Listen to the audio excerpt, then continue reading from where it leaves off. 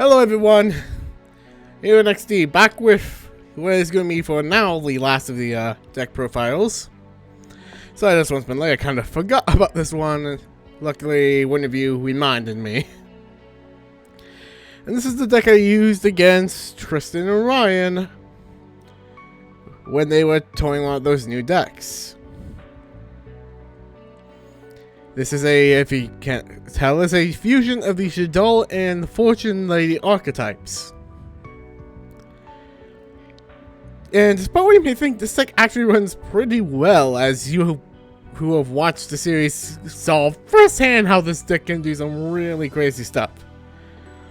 So let's start from the beginning. We have the highest level monster in the main deck, which is Fortune Lady Earth. She, like all the Fortune Ladies, have their attack and defense of 0, but the at number goes up, multiplied by its level, multiplied by 400. Its level increases every single turn. This effect is automatic, but all have their own additional gimmick. Fortunately, Earth, for example, does burn damage, 400 points, not much. You're not really keeping her around for that when you're not gonna have her be staying on the field for long. Trust me. Because her purpose lies in something later in the deck. Next is one copy of Shaddol Beast. This being the only copy of Shaddol Beast because draw power is a bit busted. Plus, you don't want to have him in your hand because that's a brick then, which is painful. Yeah. This is kind of part of what made the deck a bit odd, is that originally it was going to be pure Shaddols. Did not end up working too well, no matter how much we nerfed the thing, until it got to the point where it was useless, brought it back up a bit, was working too well again, and then we decided to make something else and to try to power it down a bit more, and it ended up making a pretty interesting deck, as you've seen. Next is probably one of the more valuable Fortune Ladies in this deck, which is Fortune Lady Dark. Along with its effects, gained 4 to attack per times its level. This one gets the passive effect that once per turn when this isn't once per turn, but when a Fortune Fairy you just control destroys an opponent's monster, and since it's a graveyard well, then you can special summon a Fortune Lady from the deck. This is kind of important because out of the remaining Fortune Ladies, two of them kind of boon off of it. Yes, I don't use all the Fortune Ladies.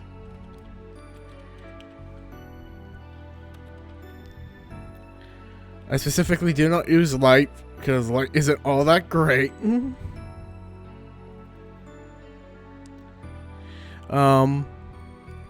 Plus, again, in this deck, which is mixed, it just becomes a bit weaker and weaker. But that ability basically gets combos with Fortune Lady Water and Fire. Doesn't work with Wind, sadly. But you'll see how that comes into play to be pretty strong later. Next is the Shaddols, at least some of them. We have Shaddol Dragon. Like all Shaddols, they have a flip effect, and an effect when sent to the graveyard when it comes by effect. This is something that is kind of the gimmick of the main deck. In Shaddol Dragon's case, with its being level 4, 1900 attack and 0 defense, the flip effect is that you can return a card from your opponent's field to their hand. If this card is sent to the graveyard by a card effect, you get destroy, spell, and trap, which is what you're going to mainly use this thing for, because this thing can be sent so many different ways to the graveyard with very, very major ease. Yeah, I've only ever got the flip effect off a few times. This thing's main purpose is against spell and trap destruction. And trust me, it does it well because this deck has so many ways to throw cards from your hand and deck to the grave. It's not even funny. Moving on, we have probably what used to be one of the most annoying Shaddols for a while of the main deck, which is Shaddol Schemata. Back when things were a bit more tame. Actually, a lot more tame. Because its flip effect is basically Magnanimity Bug. When this thing is flipped up, destroy a card on the field. But its send to grave effect is a bit nastier because it lets you set up really quick. Because when this card is sent to the graveyard via card effect, you can send another Shaddol card from your deck to the graveyard. That can be any Shaddol card. Need a specific one in the graveyard to pop off your plays? Boom, done. Want to set a specific Shaddol to the graveyard to trigger an effect? Boom, done.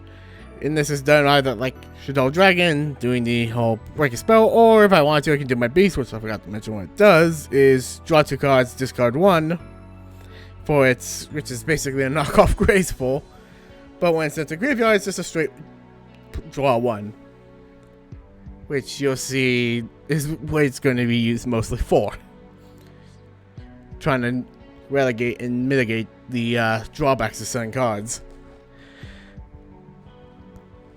Next, we have only one Hound. I have found Hound not to be useful, but it does have its uses, so it is in this deck. Because, first off, its flip effect is a return a Shaddol from graveyard back to hand.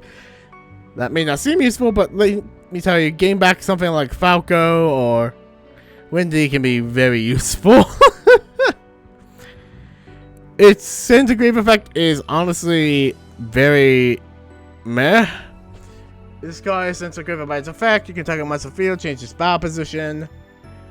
It doesn't come up as often as you think. It can be useful if you could get like a send to during the battle phase, which you can have happen. But it doesn't come into play as often as you think or as you'd like. So, 1 is enough. And then we have one of the more newer Shaddols. Neo Shaddol Ariel, who lets you mess with the Banish Zone, which is useful, as you'll see later. As it lets you special summon a Shaddol from the graveyard with its flip effect. And if this card is sent to the graveyard by its effect, you can target up to 3 cards in the graveyard, or meaning it can be from other players' graveyards and banished. I mean, that with this card, you can actually cripple your opponent's plays by ripping cards out of your opponent's grave. In addition, a little ability to summon, either or you're getting a boon off of it. Again, being another level 4, you would think it doesn't have many uses, but you'll see how it has its uses later once we get into the extra deck. And with that, we move on to the next of the Fortune Ladies, Fortune Lady Water. This one's a bit weaker than the 2 tribute ones, for obvious reasons, because it's the non-tributary one. But its effect is a bit stronger than you'd think. And by that, I mean it is stupidly strong. You think I won't get it off that often, but trust me, it gets off a lot in this deck. It's Fortune Lady Water, and her effect is when special summoned by a Fortune, while you control a Fortune Lady, draw 2 cards. Again, Pot of Greed, summon in monster form. Really good on its own already. But again, with the ability of being able to use it basically as fodder with Fortune Lady Dark to do other things. I have popped this thing off like 4 or 5 times in a turn before. Needless to say, that's a lot of, well, not in a turn, but in a duel, rather. Needless to say, that is stupidly strong. I have turned entire duels around because of this one monster's draw power. I'm not saying a lot. Don't underestimate Lady Water's ability. You want her in the graveyard so you can resurrect her with your several means of resurrection. And with that, I mean specifically Dark, but you do have other ways in game you could bring her back, just not on this deck. But she can also be useful in the deck because of a certain spell with this deck that we're about to get to later.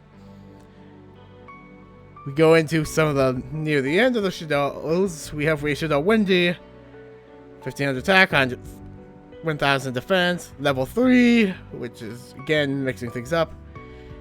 Again, just like Ariel, they are the only, well, not the only, but they're some of the really non-dark attributes of the Shaddols. But Windy will allow you to special summon from the deck and face on the defense position. For a flip monster deck, yeah, that's strong. And then when this card sends to graveyard, it's basically the same effect, it's just you can't choose face up. So basically the same effect. Either way, you're getting the pull a monster out of your deck, have it set up for you to be able to get its effect off for pretty much no cost on your part. That is pretty strong. And it is kind of the reason I want to have her at 3, but because RP, I'm keeping her at 2. Moving on, Shaddol the Hedgehog. 800 attack, 200 defense may not seem like much, but you're not using this mon for combat. Its power is heavy in its ability, because its effect is fully search-based. Flip effects, search a spell or trap with Shaddol in its name. Standby card effect, search a Shaddol monster. Meaning either way, you're getting something from this card into your hand from your deck. Meaning, well, again, there's nothing to lose from it. It lets you search up and set up, and that is stupidly powerful. Especially in our RP, we have limited Shaddol Fusion to 1 because we found a thing breaking the game wide open in this RP. Because everyone was using extra deck a lot, and well, anti-extra deck is kind of Shaddol's thing. Needless to say, Shaddol Hedgehog being a generic searcher for the Shaddol archetype because it can search either side of the coin as you need it to. Is another thing I'd like to run at 3, but for the sake of balance and RP is only at 2. Now we move on to Fortune Lady Wind. And this is odd because she's the only one of the Fortune Ladies out of the lower levels that you actually do want to normal summon. Just like with water, it only gets 300 attack per level. This is how you deviate the normal summonable ones by the tribute summons. But this one, when normal summon, lets you break spells and trap cards that your opponent controls equal to the number of Fortune Lady monsters you control. Yeah, being able to twin twist your opponent's field is pretty fun. Especially when you can do even more than 2. She rarely comes into play because, again, other spell trap destruction in the deck. But, again, being able to hit a lot of the field at once is pretty useful. Hence why she's in there. And that is our use. Now we have only 1 copy of Quad Shaddol Kios. Again, this is a level 2. Not like 900 attack, 100 defense. May not seem like much. When it's flipped face up, special summon Shaddol from your hand. Again, Windy just beats her out with that effect because Windy's from the deck. But the thing's real strength lies in its send effect when this card is sent to the graveyard. You can send 1 Shaddol from your hand to the graveyard, and if you do, all monsters gain attack equal to the original level of the monster you sent. So basically, use that with a Shaddol Beast. Well, now all your monsters have gained 500 attack, and you also drew back the card you just sent to the... Drew back a card because you just sent a card from your hand to the graveyard. And with Beast, that means draw a card. Again, that's another send to the grave effect. Lets you pop up other effects. Helps you get with bricks in your hand. It's useful, but it almost never comes up. But, again, the power boost can be a thing, and the fact it can help chain into other things as given its use. Plus, its attribute of light, for those who don't know, is very, very, very valuable. Because the strongest of all the extra deck Shaddols is by far Construct, who has been, you know, not usable for the longest of time for good reason. And him being light means he can be used for Construct. No need to worry about getting a core out. That's pretty useful. Moving on, we have a Morphing Jar. Again, I don't really lose much from the discard because, hey, sending Shaddols to the graveyard, get the effects off, get more boons, get a new fresh hand. As well as maybe set up a few of my Fortune Ladies that I want in the graveyard. This is useful, it's powerful, and it can really screw up your opponent. And again, it's a flip effect in a flip effect centric deck, so why the hell not? Moving on to the last of the main deck Shaddol monsters, we have Falco, who is oddly enough a tuner, yet the Shaddols have no synchro of their own. Shaddol Falco has 600 attack, 1400 defense. Its flip effect is basically resurrect your Shaddol from the graveyard and face on defense position. When this guy is sent to the graveyard by effect, it resurrects itself and face on defense position. meaning it lets you fill up your field one way or another. And that can be useful, because that means, again, another way to mitigate loss of resources, and another way to fill up your board to pull off your bigger strats, because this deck uses the extra deck, as you imagine, with it being Shaddol's. And Fortune Ladies, Synchros in fusions is this deck's thing. Falco is very useful thus in this deck. But as Synchros are not the main corner point, plus I have another type of tuna in the deck you'll see soon enough, 2 is all you'll need. Fortune Lady Fire! At being of the lower tier with light, they both have only gain 200 attack. That is seems very weak, and it kinda is, because that means even at level 12, which takes 10 turns for fire to reach, you only get to 2400. But you're not using her for that.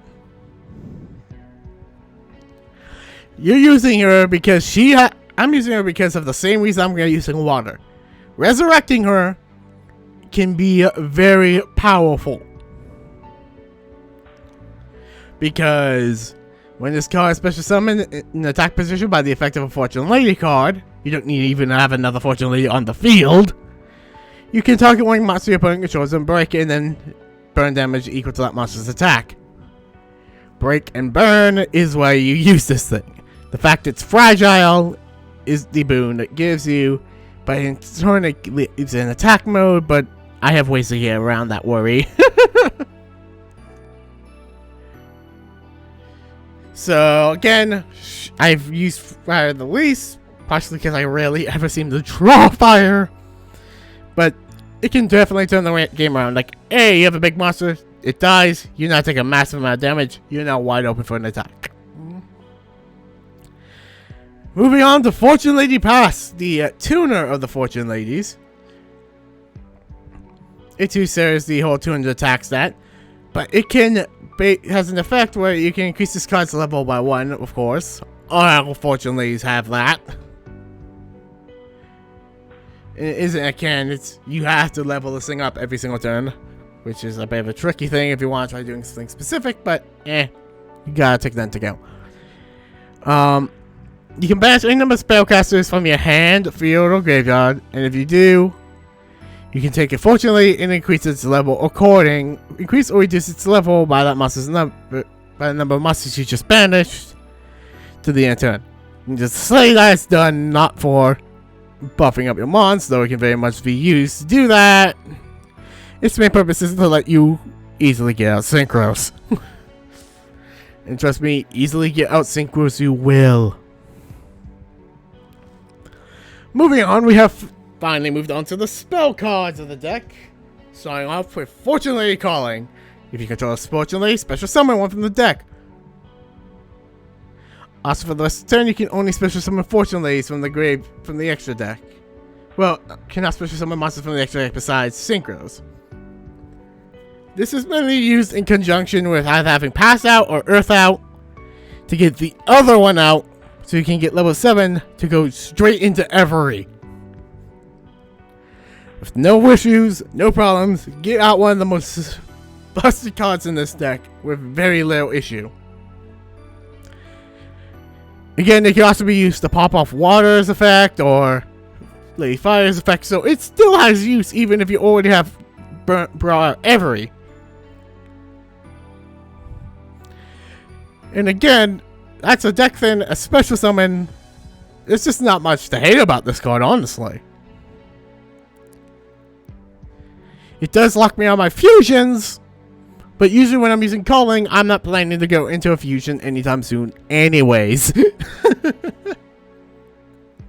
Moving on, here's my staple 1 day of peace. By now I hope you guys know what it does, but it's a draw 1 for both players, so it's a neutral on the draw. But it lets you avoid taking damage and return for your opponent getting a card. This has saved my life more times than I can count. This is why this card's always in the deck. Shaddol Fusion, a card we had to drop to 1 in the RP because this card was breaking the goddamn game for us in the RP. This is the fusion spell. It lets you fusion summon a Shaddol. Specifically, Shaddol fusion monsters. Can't use it for anything else. But if your opponent controls a special summon monster that was special summoned from the extra deck, well, you can now use all the Shaddols in your deck as materials as well. Needless to say, you see the issue. A lot of extra deck-centric decks in the RP. Easy to abuse that to spit out your Shaddols. It is for that reason why this card is staying at 1, because it was breaking everything. Because, again, for those who don't know, as we'll get into later, the Shaddol fusion monsters tend to be very anti with other people's ability to special summon in the extra deck especially. Meaning it's just a boon for boon. Needless to say, that is broken in an RP level. Moving on, we have a Paw of Avarice, because returning 5 of my monsters, I will eat through my monster side of my deck like crazy. To draw 2 cards is good, because again, that lets me set up more Shaddols to burn the effects again. And additionally, you get a +1 off of it. Nothing to hate here. It's a powerful draw spell, and it's very useful. We have Fortune's Future, and this is a card that you'll see get off very easily. There are so many ways you can banish a Fortune Lady, and that works with this card because you target one banished Fortune Lady, return it to graveyard, draw 2 cards. That seems really good, and it is in this deck. In an actual Fortune Ladies, it is a bit risky with their old playstyle, because they would usually banish themselves and come back via their own, the effect of one of the cards. They don't do that here. Anyways, moving on, we have 2 Dark War Dealings. Draw a card, discard a card, so you're nicking 1. But the whole thing is, again, Shaddols like being sent to the graveyard. You kind of want your water and fire in the graveyard. Most of the monsters do well getting thrown to the grave, so you're basically just setting up with the card. That's kind of what you stuck with Dealings to do. Shaddol Fusion. Quick play Shaddol Fusion without the ability to use your deck for materials. Quick play is nice. Again, only at 1 because lots of fusion methods don't want to clog up the deck too badly. Especially since you have an easy way to search your fusions. Power of Equivalence, again, several ways to banish things in this deck. You'll be surprised how quickly and easily it is to get off Power of Equivalence effect, which is target 3 banished monsters, shuffle all 3 into the deck, and draw 1 card. Doesn't seem like much, but hey, it lets you recover, lets you screw your opponent, lets you draw a card, so you lose nothing for what using it. And the banish zone tends to get 3 monsters very fast with this deck. A single copy of Hand Destruction, because 22 many of these can be hurtful if your opponent has already burned through the hand, but again, sending 2 cards from the hand to draw 2, you're still negating 1, but again, most of your deck wants to be in the grave, so you're just getting effects off for free. And getting new cards in your hand you can take advantage of. There's just nothing wrong with this card being in the deck. It works really well. Now we go on to one of the only 3 ofs in the deck. Fortune Vision. This is a continuous spell, but you're not using it for the effects it gives off by it being continuous. For its effect is when activated, you search a Fortune Lady card from your deck to your hand. I.e., have passed, get calling, have earth, get calling, have calling, get passed. Yeah, it's a setup card to get into every. It has another effect as well, but you rarely ever see it used. It goes off like crazy because it responds to every single time. And that is what's pertaining if a card you control is banished by card effect, except during the damage check. You can activate this effect. This 2 monsters you control cannot be destroyed by card effects. Protection, very useful. And once percent of a card your opponent controls is banished by card effect, you take 0 damage. Needless to say, in the actual archetype of Fortune Ladies, they do have a means of abusing the hell out of this card. But you do not really have that option the other way around.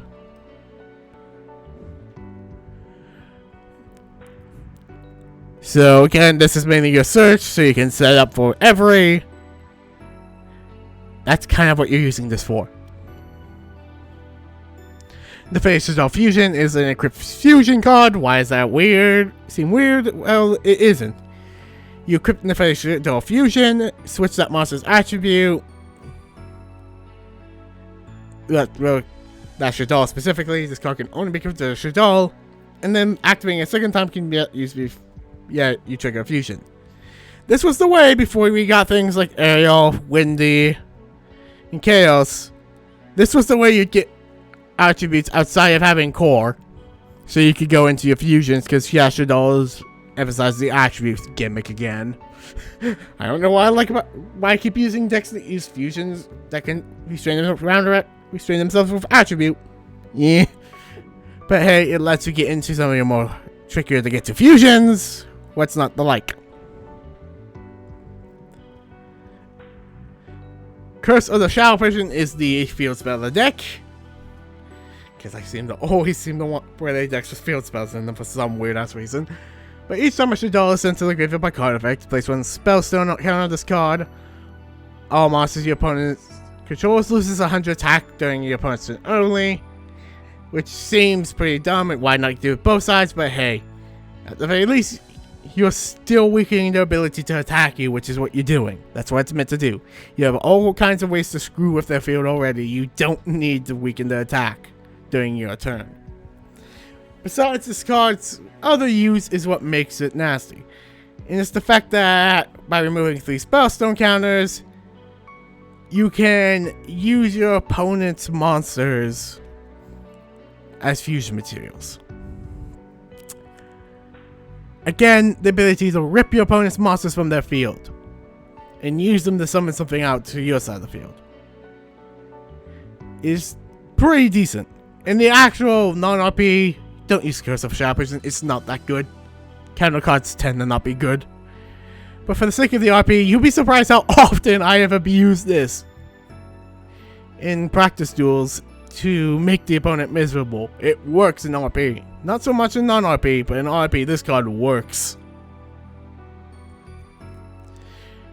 It's more of a fill-in and a tech-in than an actual main part of how this deck functions, but it works. Next, we have a very obnoxious card. Raise Shaddol Incarnation is a monster reborn that has additional effects. The person, well, not really a monster reborn, it's an archetype only reborn, but still.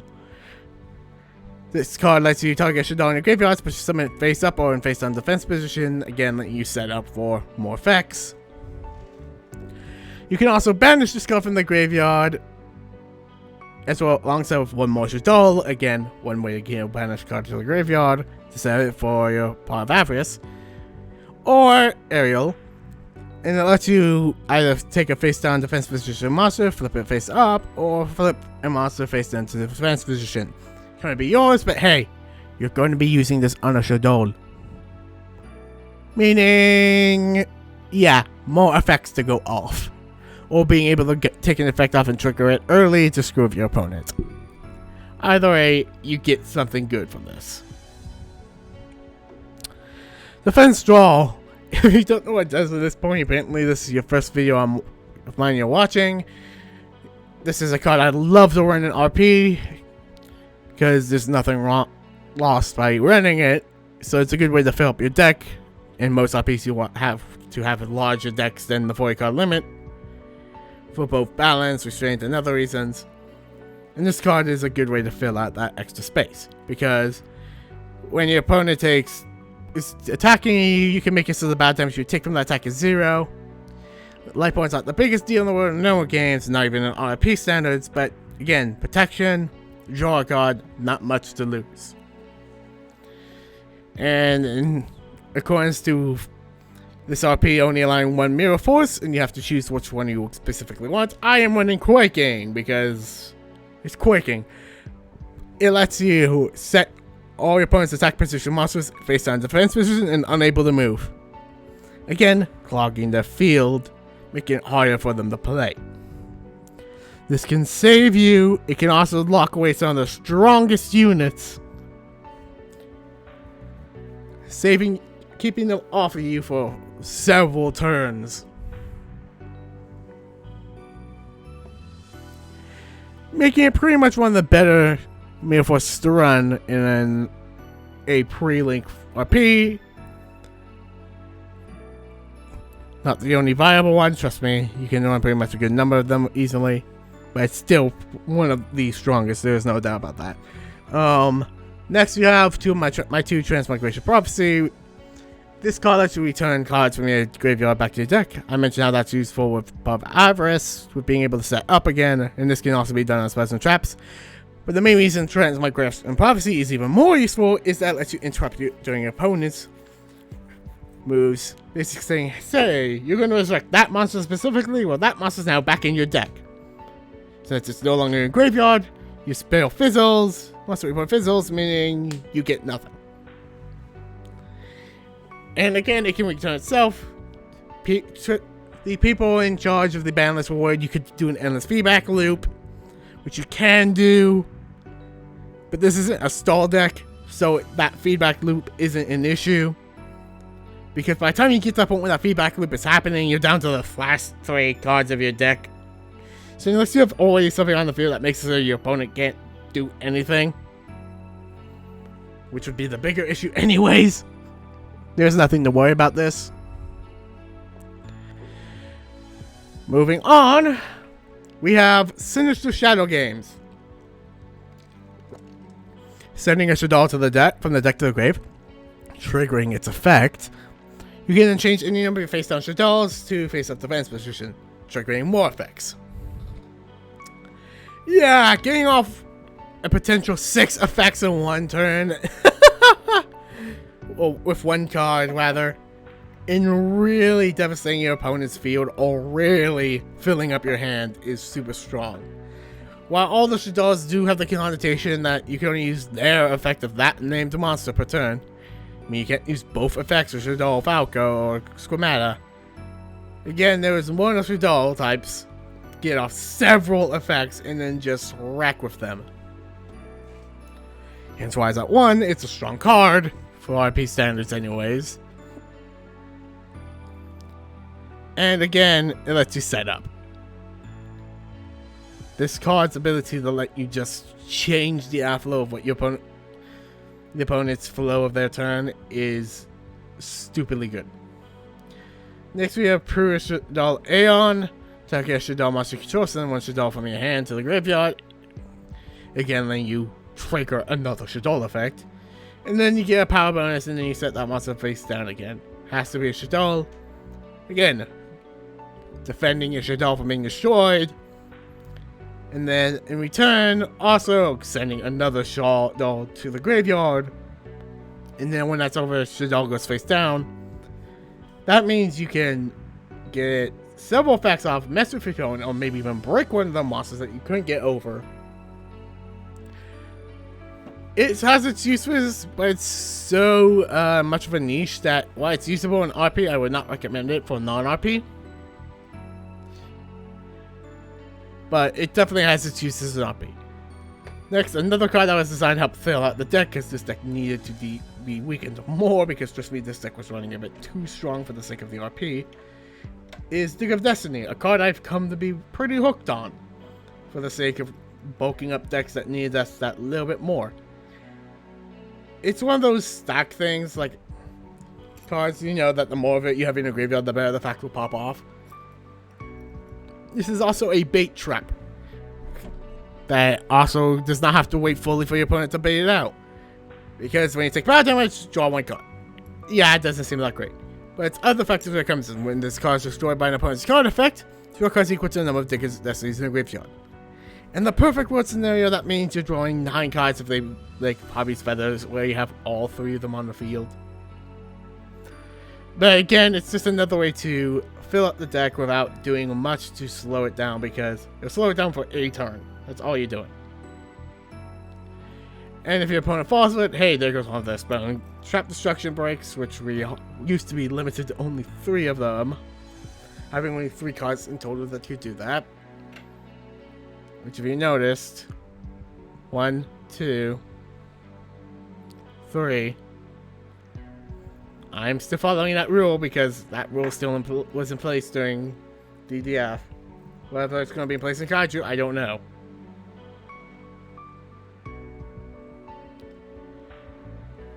So, again, burning one of those 3 spell and trap card distractions for the Slurpee would is nice. Getting draws out of that effect is even better. It's basically like putting salt on the wound. And that in itself makes it kind of fun to use. Scrap Iron is a obvious strip that if you haven't seen, apparently you haven't been playing Yu-Gi-Oh that long. Yes, it's not used that much anymore, but this card used to be obnoxious as hell, and it's still obnoxious as hell in RP. Which is why you see a lot of people running it in RPs. Because this is a simple when opponent declares an attack, target that monster, negate that attack, and then set this card face down. Obviously, because it got set back down, you can't use it again that turn. I've had someone try to insist that you could keep spamming it, but no, it does not work that way. You cannot activate a card the turn is set, and technically you are setting the card face down again, so no, you cannot use it. I don't know why I have to say this, but again, I've had an idiot try to defend that this card can be spammed endlessly during a single turn. No, that's not how this card works. Needless to say, this is a card that you love to have on your field, and your opponent hates it when you have it, but again, it's vice versa. You hate when your opponent has it, and they love it when they have it. So, hey.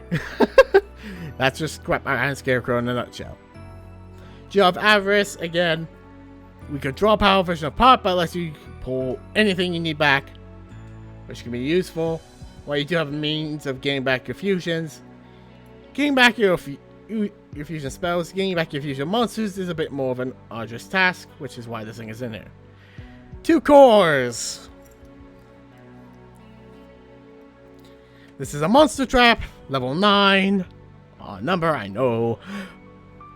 It lets me really get away with winning some of these more higher levels I have in my deck. But the whole point of Shaddol Core is more the fact that it counts as any attribute you need for a Shaddol Fusion, meaning, again, you can summon any of these without much issue. And when sent to graveyard by effect, you can return a Shaddol spell trap besides Shaddol Core, aka the fusion spell you just used. And since all the Shaddol fusions have the effect that when they're gone rid of, you get to add a spell trap from your graveyard, then you get back your core, cycle repeats. Needless to say, that's how the main deck works. It seems like a weird mashup, but trust me, this deck flows in pretty well with itself. You can work a bit with it, but that's kind of just the nature of having monsters like the hybrid deck like this. But trust me, this deck works, and when it works really well.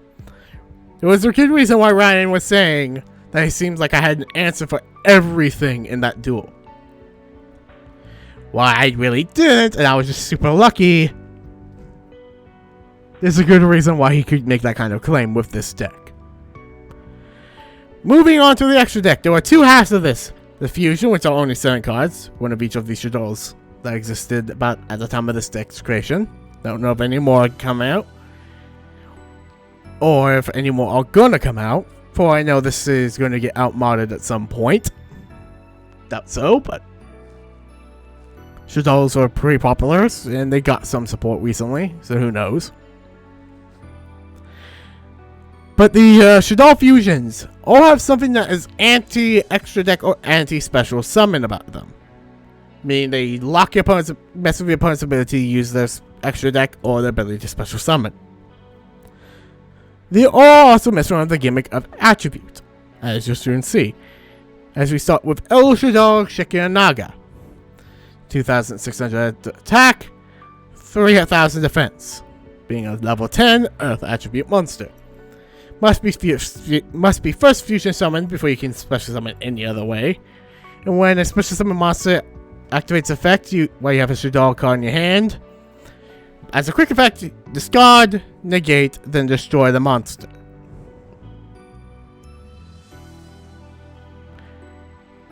This is pretty useful. It can only be used once per turn.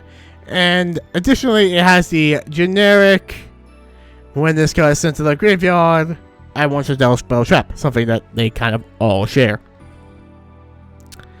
This is more of your wall for your deck. This is meant to defend you rather than attack you for you, despite having the third highest attack of all the Shaddols. And again, a negate in any deck in RP is obnoxiously strong. And should not be heavily abused, because trust me, you're going to get everyone to hate you, especially if it's a YouTube RP. And trust me, this is still not the strongest Shaddol. Moving on, we have the Water Shaddol. Needless to say, the 6th Shaddol and a Wild Monster. This is El Shaddol, and I am not going to bother saying that name because I am going to butcher it to hell. But basically, must first be fusion summoned. Neither player can special summon monsters from hand or graveyard using spell trap card effects. Again, no monster reborn. Locking your opponent's ability to use the special traps to bring out monsters can be pretty nasty, especially against some matchups. It doesn't come up as much as you like, but trust me, being able to lock your opponent out of the ability to summon a lot of time can still change whether or not you win or lose the duel. He has only 2700 attack, 2000 defense, being a level 9. And again, has the generic when sent to the graveyard, gear spell trap, the has your Shaddol in his name back from your graveyard into your hand.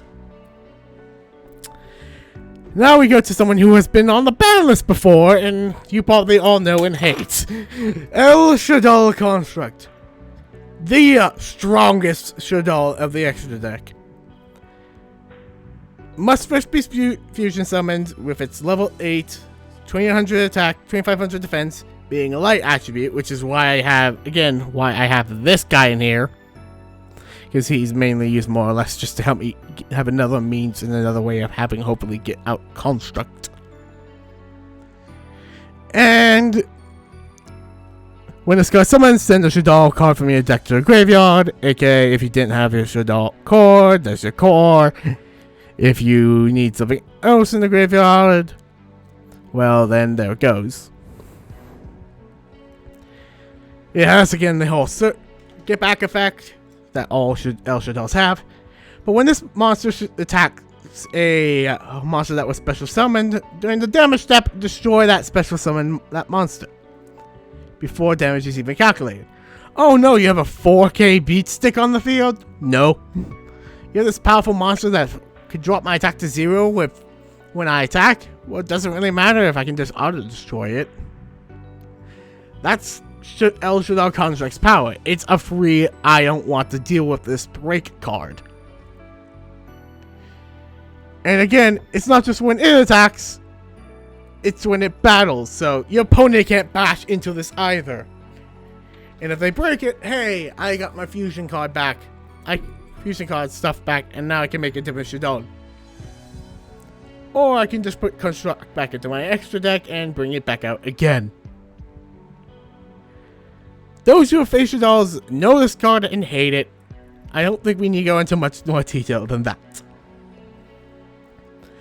Next we have the Fire Shaddol, El Shaddol Krista, being one of those rare monsters that have a 50 in its stats. This is the level 7 Fire Attribute Shaddol that has 2,450 attack and 1,950 defense. Must first be special summoned, of course. Fusion summon, of course, and when this opponent would special summon a monster, but if it's Shaddol in your hand, you can negate it. Negates the summon of monsters. Again, stopping your opponent's ability to special summon hurts a lot, especially in the current kind of nature of the game. Doesn't hurt as much anymore because, well, I lose option A, well, here's option B, C, D, and E.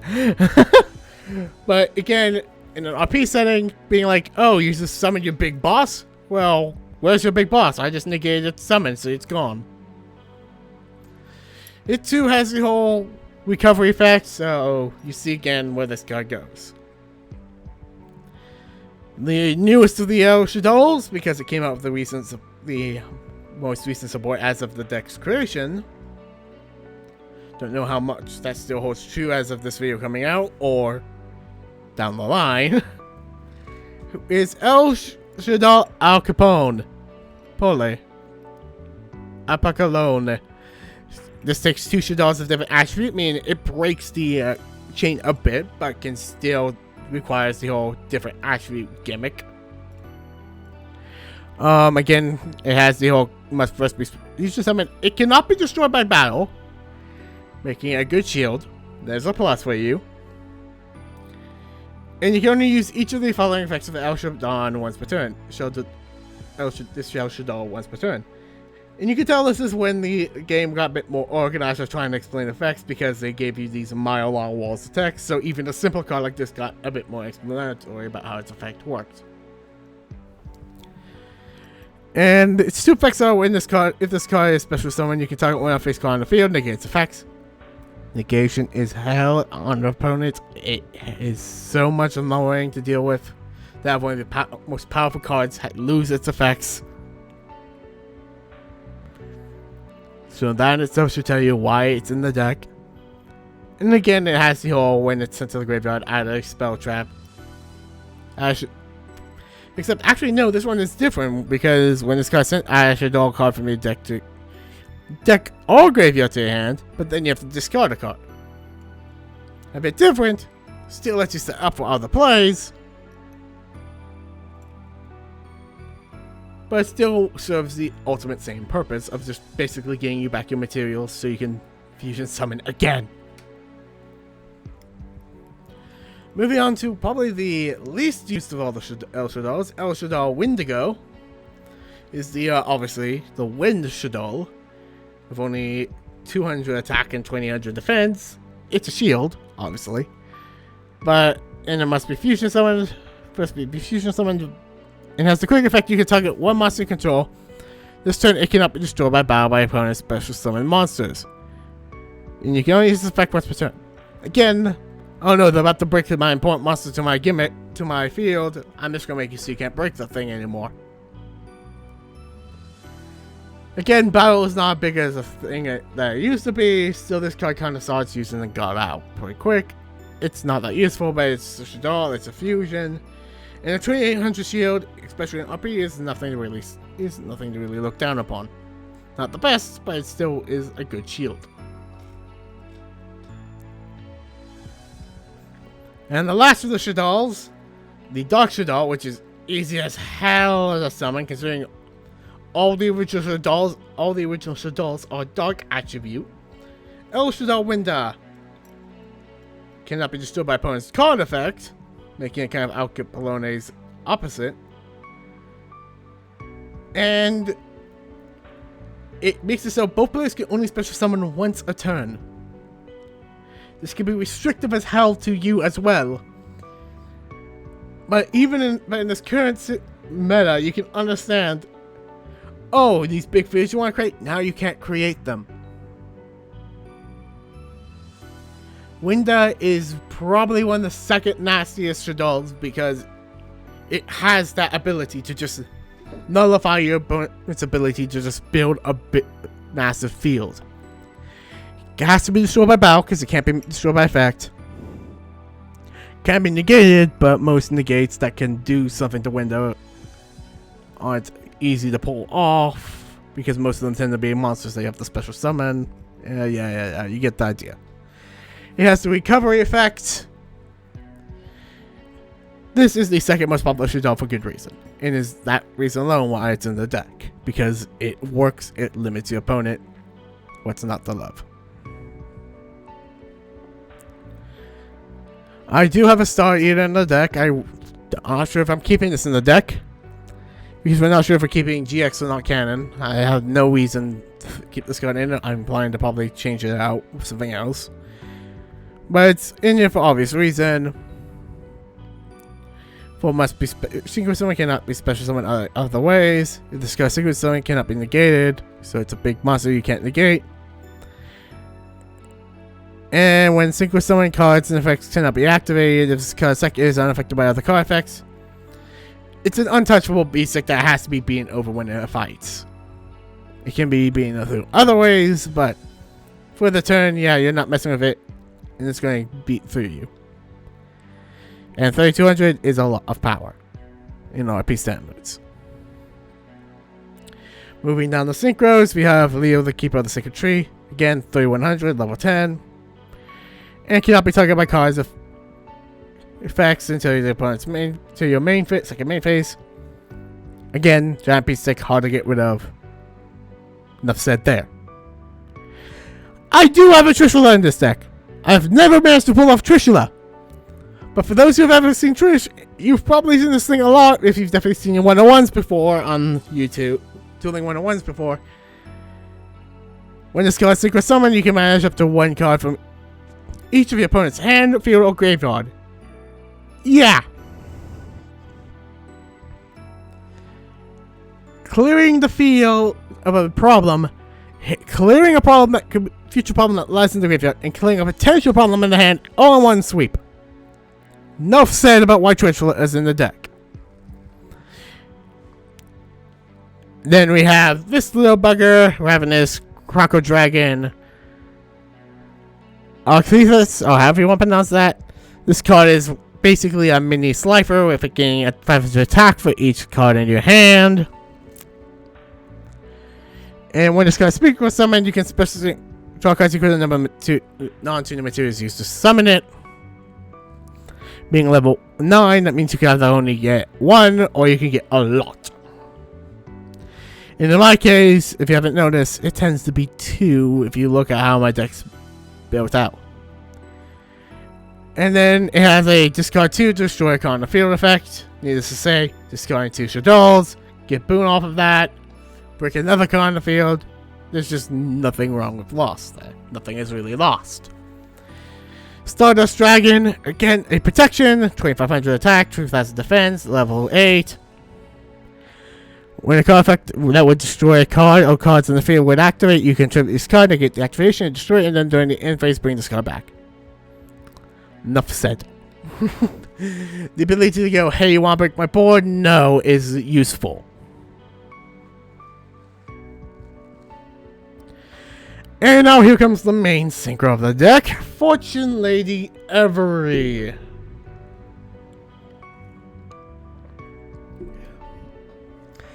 Needless to say, there's a good reason why they did not like this card during the duel. Its attack is increased by 400 times its level, just like the high level Fortune Ladies.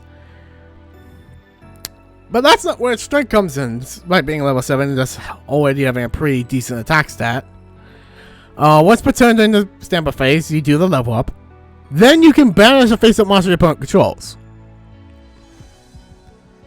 That's what gave him the huge issue. They tried creating a big field, I just got rid of it. No issues involved. And this is even nastier when considered second effect, which is during the opponent's end phase. If this card's in the graveyard, you can banish a spell caster besides this card, a different spell caster from your graveyard, and resurrect this thing. Again, banish don't get filled up really fast for this deck for a good reason. And Every's a good part of that. Like, a very good part of that.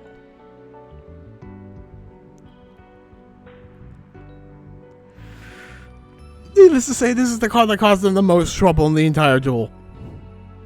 It is the reason why, if you ever have the chance to make Every, you make Every. Because free banishing, resurrecting monster, with an absurd number of attack points, that's all you kind of really need to write. To finish off the list, we have a Core Dragon. This lets me basically, you know, break a card on the field, use it for a higher level synchro, draw a card so I don't have as much neg. But just like the last card of this deck is more of the fill. I've only used this card a handful of times. It's mainly meant so that I could go into bigger things and neg less when I do things. Lastly, we have TG Hyper Librarian. We have half of the deck being synchro based, so having a monster that lets you draw whenever a synchro summon is happening means, again, just more bang for my buck. With that, that's the deck as a whole, and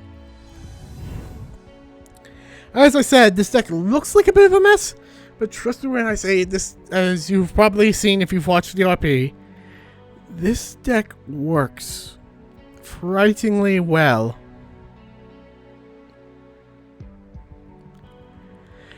And it comes from the fact that the Shaddols can burn through themselves fast enough to do things. And the Fortune Ladies just basically act as a kicker that can do even nastier things if left alone. They can be bricks in the hand a lot of the times, but that just means the sacrificial fodder you can use for discard effects.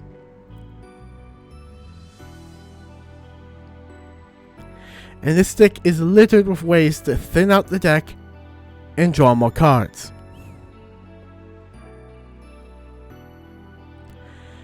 That in itself is what makes this deck devastating. I can get back answers. I can get those answers back onto the field quickly. And if I don't have them, I can get them just as easily. This deck can brick, and boy can this deck brick hard. But even a hand that is weak with this deck can quickly turn into a terrifying field in an RP setting.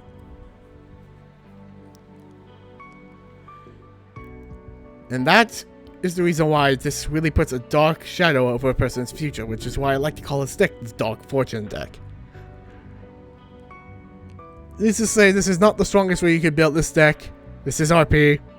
Probably wouldn't want to make this outside of RP. But this is still a fun deck to work with to mess with people. And I do hope you all enjoyed. I hope maybe you learned something. Maybe you can help me learn a thing or two. And I hope to see you all next time. Bye-bye!